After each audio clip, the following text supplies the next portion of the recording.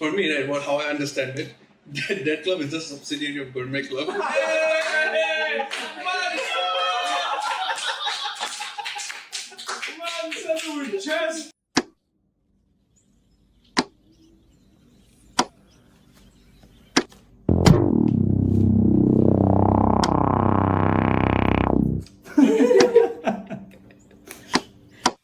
Welcome, SHAMOUN. I feel like I know you already, so I don't have any personal questions to ask. But I think I know you too. since we're here already, oh, actually, you know what? Was this intentional? Yes. So you knew we had this. Yes. That's why you were there. Yes. Did you just happen to have? Where did you get that? I have one at home. Why? This is the only hat I have. Okay, now we can talk about the club. Gourmet Club Uh-huh. did really well, Uh-huh. thanks to me, Uh-huh. because I'm the vice president. Uh-huh. I think this is just like a platform for you to thank me. Mm-hmm. I'm waiting. Well, I'll give you some of the credit. Yes. The rest I'll take it because I'm the president. So, okay, when I think of a food club, right, Mm-hmm. the word gourmet is really fancy. When you named it that, I understood it. I didn't Google it. I definitely didn't Google it. But you know, with most people that come into the uni, will they think like, oh, because a lot of people don't understand certain words. Like, no offense, right? I know people still call it gourmet, Uh-huh. you know, because of spelling. Uh-huh. So it's a fancy word for a club name. And the club really is about food mostly, right? Food brings people together. That's why I love this club. Mhm. But why not just call it food club? If you call it food club, it becomes too mainstream, I would say. So when I started Gourmet, right? Gourmet, I wanted to go into the world of actual gourmet, not just any food. I wanted to get the whole experience of fine dining or like anything that seems luxurious, and then just see if it actually is as good as the people say. Right. So that's the basic reason why I chose Gourmet. That's fair. Like, have you had a fair share of experience with fine dining restaurants? I do, but it has been difficult to do it with the club because, as you mentioned, there's a lot of international students, Yeah. and usually as students we can't really afford expensive food, fine dining, and all that. So with me, I would say I've experienced it more outside the club rather than as part of the club. Because like I've been in the club for a while, right? So I've kind of shared this journey with you, and like I'm really proud of actually the awards and everything that we won. And it's like part of me has always been like we should externalize a little bit. You know, there should be a part of the club that connects with community through food. Because in KL you have pages like KL Foodie and stuff, right? So it'd be really good where if we could have that kind of external interaction as well with other university students. Is that something that you're planning to do? That's something I'm planning to do. When I first began, I looked into other universities if they have a food club, if they have anything related to food, and unfortunately they don't. There's a few universities that do, like Taylor's. I think they have something about food. They do a similar concept, but they only focus on going out and eating. Like Gourmet Club, we focus more on the education aspect as well. We teach students how to cook. We teach students on the non-culinary faculties to cook. Yeah. So that's something that is very unique to us. That is very unique. And like the fact that you have the facilities and Yes, it's, exactly. it's really fortunate, and I feel like it's worked out perfectly at the right Exactly, time yes. as well. You know, especially during COVID when events were mostly online. But that club did events where actually taught people how to make food because most people stay at home and cook Mhm. anywhere. Right? Just a question: Are you guys gonna have an end credit scene? Probably. I mean, it depends. Probably if you're planning on it. I have an idea for one thing. Camera stand sponsored by Gourmet Club. Okay, let's get that out of the way. So we have 2 tripods here. It's from the Gourmet Club. Put an applause over there. So what are the plans for next sem? Like, what are we thinking? Now, Club of the Year, you know, you have to shoot high. Mm-hmm. What are you aiming for? So at the moment we have three big events planned. We're working on it. I'm going to pretend like I don't know about it. One is an event about pets. It's like a pet cafe, but at university and much bigger. My idea. Next. Another one is like a gala night, which will also be as big. Won't be as big, but it's something to get all the students together from different faculties, from different backgrounds, cultures, everything. Just get them all together and have fun. Because that's what the club has always been about, having fun. True. But through food. Yes. And the third one, it's a volunteer event with Rolf, with Rainbow of Life Forces. We've worked with them previously last year, and they invited us again to work with them. So it will also be about taking care of kids and helping those kids get the treatments and whatever is needed for them. Speaking of childhood, so look, you've always been a foodie, right? You love eating. Clearly. So, yeah. But like when you came up with like let's make a food club, where did that initial idea come from? Like, oh, I love food, let's make a food club, or was there more to it? I was doing a food blog. Okay, I was doing a food blog, and it was very difficult for me because I was the one doing everything. I thought of like involving other people, and then I started looking into clubs just randomly, without like not it was not related to this reason. It was just I was just looking into clubs, and then I realized that what if I start a club? We'll have like 10, 20 people who can all work on this one thing, food blogging, and we're still working on it. We're not perfect at all, but we still do post reviews on Google Maps. Because in Malaysia, that's the only place you can do that. Either that or you do it on Instagram. But Instagram, you need a lot of content for that as well. And it's not exactly the best place to put food reviews. Well, have you had experience writing reviews on any of these platforms? I do have a bit of experience. I wouldn't say I'm very good at it. But see, the only reason I started this club was to gain experience, to get the experience.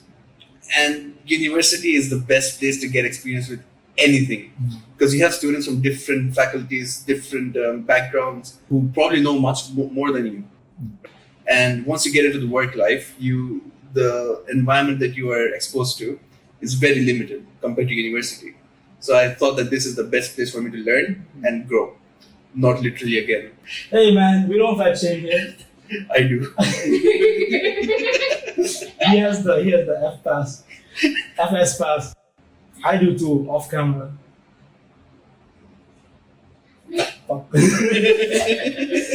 You mentioned that it's something that helps people learn. It's university is a place to do that, and I agree 100%. Like even for my club was the same idea. Like because a lot of experience. Especially over here, you don't get to work at the same time you're studying, which is not the same thing in other countries. But Malaysia is like that.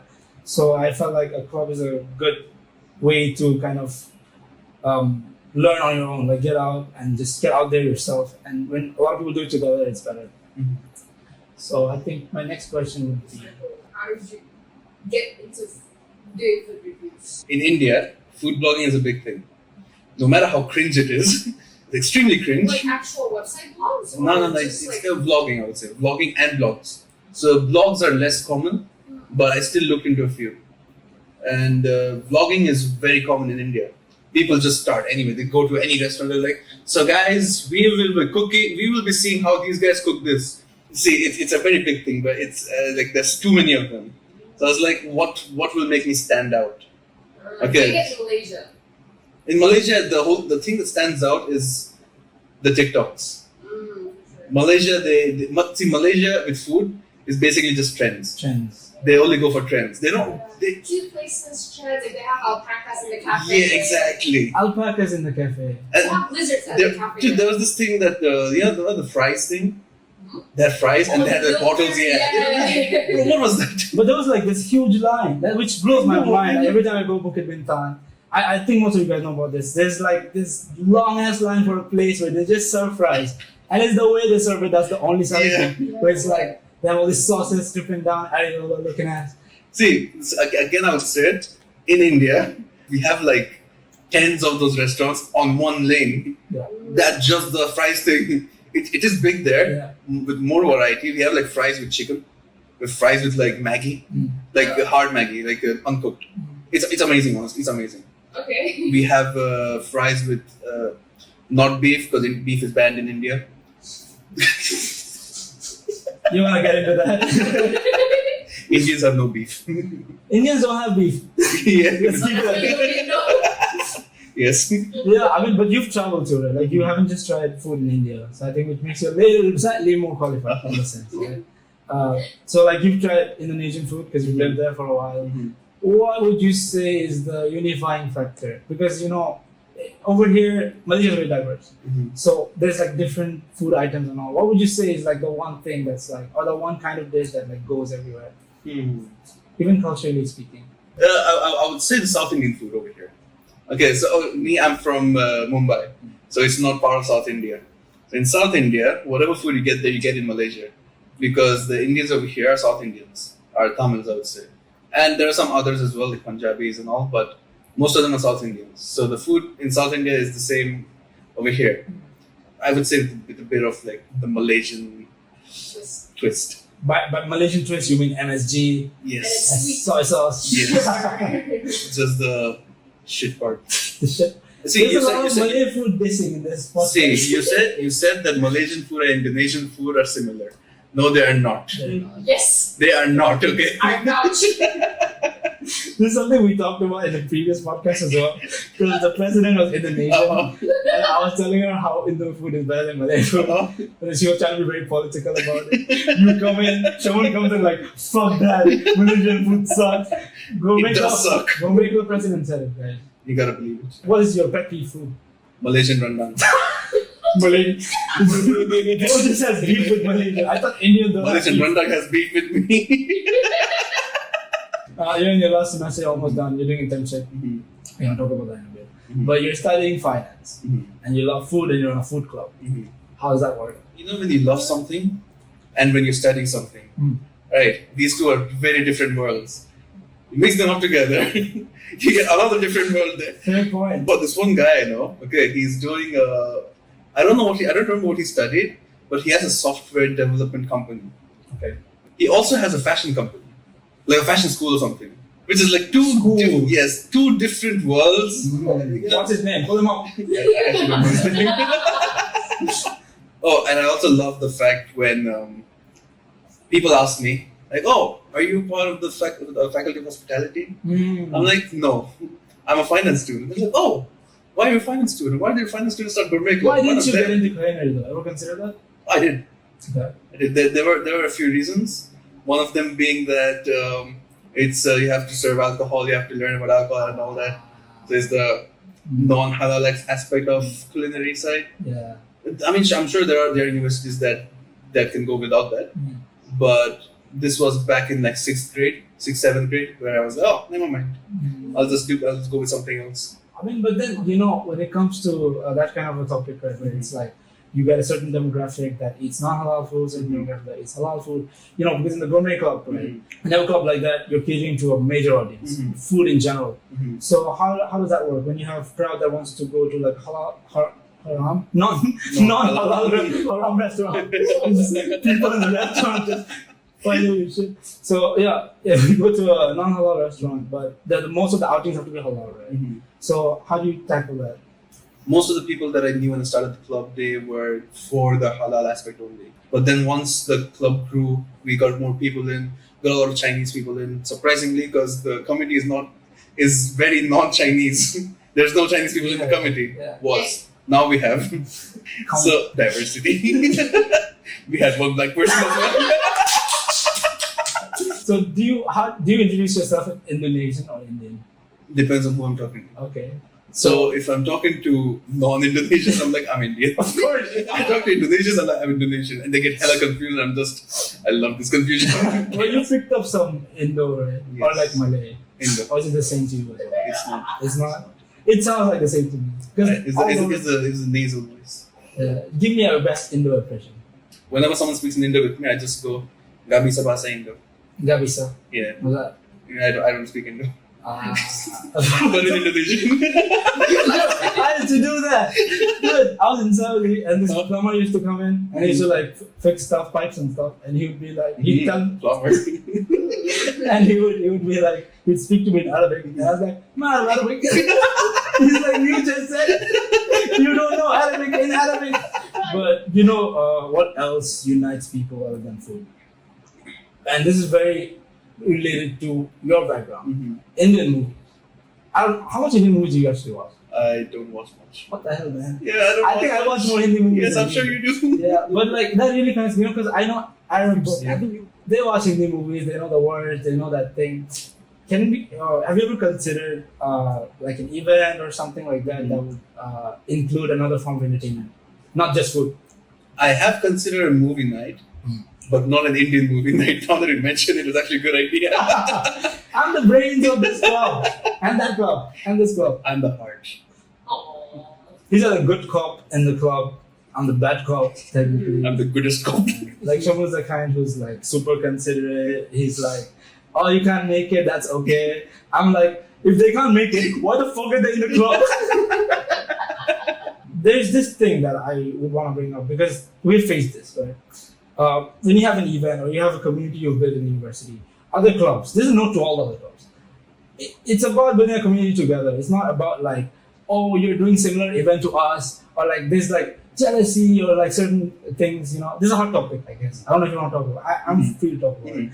But, you know, a lot of clubs have this mentality like, we have done this event, it's our event, you cannot do it. But, motherfucker, if I can do it better than you, I'm going to do it. And you should actually encourage me or even partner up. That's a mentality people don't have. So, like, what's your views on that? Because, you know, I'm sure we faced this, right, where you try to do an event and people are like, we've done that, it's our event, they try to trademark events. Like, what the fuck is that about? See, trademarking events, it's only understandable if only you have the facilities. Yeah. Like, for example, Gourmet Club. Boom! We have the Gourmet Masterclass. No one else can do that. No one else can do that. But if people have come and ask us, like, can we do it? We're like, no, you can't, because Yeah. only we have the access to it. Yeah. So if clubs do that, it's understandable. But then there are events where you do sports and feel like we'll trademark it. No, it does not work like that. But like, bitch, you're not FIFA. Exactly. Yeah. Not just that, and there might also be something where you do an Islamic event Yeah. and someone else like, no, we are more Muslim than you, only we We are can do more it. Muslim than you. That is Exactly. the weirdest thing I've ever heard. Like, you know, having an iftar. Except iftar. You cannot trademark iftar, man. Exactly. That's not how it works. Iftar is not your event, it's everyone's event. Yeah. And it's related to food as well. So it's not even off brand for Gourmet Club to do something like that. Definitely nothing happened regarding that. If there are events that, you know, it's for everyone, don't make it like such a difficult for everyone else. Like, it's our event, you can't do it. You know, I feel like people have that mentality a lot. And it's not helpful at all for growth either. Especially if you can't do it right. Chef Fadzly. Sure. He's someone I feel like we're so lucky to have him. But he's someone who has a lot of experience, a lot of accomplishments, and him being like the club advisor also brings in a lot of people, right? So I feel like when you have a person like that, there's also that self-sustaining aspect to the club, right? It's like we have an expert in the club who can help out. Like when it's about food and all, he's the guy to go to. So I feel like we got really lucky with him. And we are extremely lucky to have him, because without him, a lot of events would not have happened. Shout out Chef Fadzly. Shout out Chef Fadzly. Hey, You dagging bitch. Chef. Sorry. Chef. You have to call him Chef. You can't call Chef, sir. In the faculty. Sure, Chef. Chef. Chef. Chef left. Pull up Chef's picture. Chef thing. My 2 cents would be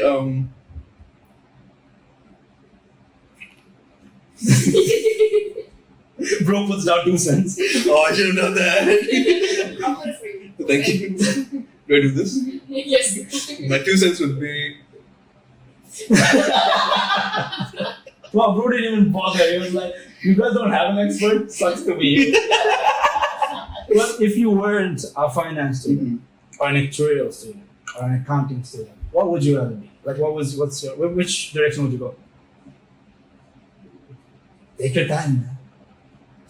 Give us some snacks, right? It's a Gourmet Club podcast. Mom. do I even enjoy anything anymore? Okay. Oh, thank you. My dad used to buy that a lot. He stopped buying because everyone became fat after this. The damage is done. Bro, just keep buying. I would just like to ask, like, since you've made it, right, almost, like, because Gourmet Club is a good spot right now. You know, good recognition, Club of the Year, have all of that. What would you suggest clubs to do? Like, is it doing more events? Is it about the frequency of events? Because you do a lot of events, right? And you a lot of like, active community members. I feel like that's very important. Like, what would you suggest for clubs that want to get there? I would not start with thinking about more events to do, because if you're not doing one event perfectly, starting a new event is useless. I'll not say useless, but it's like, why did the event not work? If the event did not work because of communication between committees, because maybe some committee members don't want to work, then the next event is going to be the same as this event. You should perfect that one event, or like at least do your best in that one, and then get a new event, like whatever events you do, just be good at it. Most important thing that Gourmet Club has excelled at for this year and the previous one, I would say marketing. With marketing, we've always got more than what we expected. Like for example, one of the master classes, it was a hybrid event, physical and online. We got 200 participants just for the online one. Yeah, that's crazy. And then also the last welcoming party. We advertised three days before the event. Yeah. We did not have a physical booth at all. We marketed online. Everything was done online. Yeah. And we got 60 people who registered. Yeah, that's a lot. And most of them are not people that we know. And there were a lot of walk-ins too. And this was the first one that we opened up to non-members. It's just an amazing thing. Yeah. And it's just the same with all the other events. Like everything that we do, we make sure the marketing is amazing. Yeah. Because we have the best platform. CN. CN. Everyone is on CN, no matter what degree they are. Yeah. And once someone sees on CN, they keep seeing the same post. They get very used to it, and they're like, "Oh, this seems interesting," and they open it up. They are interested, and they just register. Yeah, and most people that need ELE points, they always go to CN. Exactly. Yes. So guys, focus on CN. Focus on your marketing. You don't tell them that. No, what? Let us give We the don't participants. gatekeep. We don't gatekeep. So focus on CN. Uh-huh. Focus on your marketing material, your posters, videos. What else? Logistics is very important. Like you can't do shit last minute because sometimes there might be some issue. You might have to improvise. I would say for our biryani masterclass, we couldn't find some of the ingredients, so we had to change the recipe. We also had to change the chef because the chef had some competition in Saudi, and he went for that, and we got a replacement. We got Chef Lok, who's also amazing. Shout out Chef Lok. Chef Lok, shout out to you. Tag him. Is he on Instagram? See, Chinese names are difficult to remember. I mean, we have Zhong Zhao Tong Chandler. That's why you need to choose English complicated names names. turn into really simple English names. We should do that. See, my name is SHAMOUN. Yes. Okay. Let's talk about that. Okay. How is Shamoun's name pronounced? SHAMOUN. Shamoun. If you are not from Saudi, if you don't have an Arabic-ish background, you cannot say that name. Wait. So, but your parents are Indian, right? So when they named you that, right? They're calling you Shamoun. No. Bro named himself. He woke up one day. He's like. How did you know your name was supposed to be Shamoun? Oh, because He woke up one day and he was like. in Arabic it's written. He was like, I'm Shamoun. In Arabic it's written like that. Sheen, Mim, Ain, Vav, Nun. So your name is Shamoun. Yeah. The question really is, does your family know about it?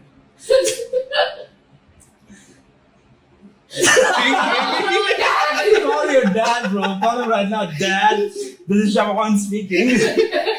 So your parents know you're running a food club, right? Yes. What are their comments on that? Like initial comments? Initial comments are like, why? Why? Yeah. Why? I don't know. So they were not very accepting of it because mostly because they didn't know what we do. Okay. And they also were like, you gotta focus on your studies, which is, I understand that. Sure, but sure. as a student, right, if you don't focus on the extracurricular stuff, you don't learn much of the real world. When you're part of a club, right, you actually get more experience about how to work. Because I learned everything in Gourmet Club, and then I went to work in companies. And I use the same knowledge I gained here in those companies. The supervisors that I have, they seem impressed at times because of what I know. True. And that's amazing. Yeah, and really what people really don't realize, guys, like, you have a club, you joined a club in the university, you're in a somewhat of a director role. It really looks good on your CV. Like when you go out to find jobs, they do take that into account. They're Yes. like, hey, this guy's in a leadership role, this guy knows how to work in an organizational setting. Something I tell my community members in that club is like, guys, even if you think it's not helping you in the long run, think about it this way. We treat this club like an organization, right? So once you're outside the university, you want to start up your own business, then it really comes down to who you've worked with before, people you trust. You can hit these people up because you know how they work. So there's that connection you build as well. So I feel like it's a good networking opportunity. Yes. When you tell your mom, like, Mom, I have a food club, and now she's kind of proud a little bit. Imagine my conversation with my mom about my club. Like, I can't even show her a video. I'm like, Mom, I have a club. She's like, what the fuck is that? It's called Dead Club. How do you respond? Sounds just like you. We have merch, guys, if you guys want. That club merch looks fire as hell. We have merch, H&M. Yo, we can't mention shit here. So, speaking of sponsorships, how's that been for Gourmet Club? So getting sponsorship is difficult, as in you need to get to the right people. You need to get to the right audience. That you can't be like, oh, we have a food club. Let's go to the fashion industry. It doesn't work. You need to go to the right person, the right companies. In Gourmet Club, it's basically a food club, right? So we've got more options than what others do. True. Because the food industry doesn't just include food. It's like drinks. Then there's suppliers. Haram food. Exactly. No. Maybe you can share a little bit about the upcoming events, or not events, more like things you plan to do. Okay, so this has been a thing I've wanted to do for like a while. I would say since the beginning of the club, but we haven't come to do it because Gourmet Club hasn't been up there. We haven't been known. So my whole thing was talking to different restaurants and seeing if they want to be part of our, be participants, and be partners with us, where we go to restaurants, as Gourmet Club members, they get a discount, it's 10%, 15%, maybe 50%. So we're planning that, and I just want it to be something for students. The students are broke. Everyone knows that, it's a fact. Students are broke. Yeah. And if they get even a 5% discount, it's like, oh, we got a discount. It's amazing. Yeah. So I just want a whole ass list in KL, in Selangor, in Malaysia, I would say, for now. And just give students discount for food. Yeah. Just a simple thing. It will be a long process, but it's a simple thing. We have more food. We have food coming in today because Gourmet Club, man. And Gourmet Club has not sponsored any of the food. How disappointing. I'm a guest. Yeah, so before we end it, maybe you can just promote the club a little bit, tell people what kind of events you have coming, just a reminder, and just benefits they can get from the club. And maybe call it a day. So, Gourmet Club is amazing. It is. Wow. That's what I have to say. So, Honestly, It's amazing. it is an honor for you to be here in this podcast. yeah, We're helping the Gourmet Club so much. You guys clearly need it. you need more marketing. Yeah. We do. Really. We do. Gourmet members are very sus. The Gourmet Club has been around for how long? 2 years. 4 awards in 2 years. 2 years. That's like nothing, bro. I'll put a side space and say Gourmet Club members. We're gonna wrap it up. Oh yeah. Yeah, so just go. Plug. So guys, thank you no. Fuck. Not guys. No. Say it in Hindi if you like India so much. Yeah. Hindi is not my first language, okay? Wow. Like I said, Gourmet Club is amazing. Okay. We're gonna have a lot of events in the next year. Next semester especially, we're gonna have 3 big events in one semester and a few smaller ones like the master classes. We're gonna have welcoming party. We're gonna have gourmet outings. What place are you planning to try next time? Anything in mind? Top of your head? Hopefully we can go Nobu. No. Yeah, That's fancy. That's gourmet. Exactly. That's gourmet. For once. Instagram plug, man. You're so bad at plugging. Oh. I was like, what's the handle? It's gourmet. Make sure to follow at Gourmet UCSI. Boom. Wow. Yeah, man. Thanks for coming. Yes. And then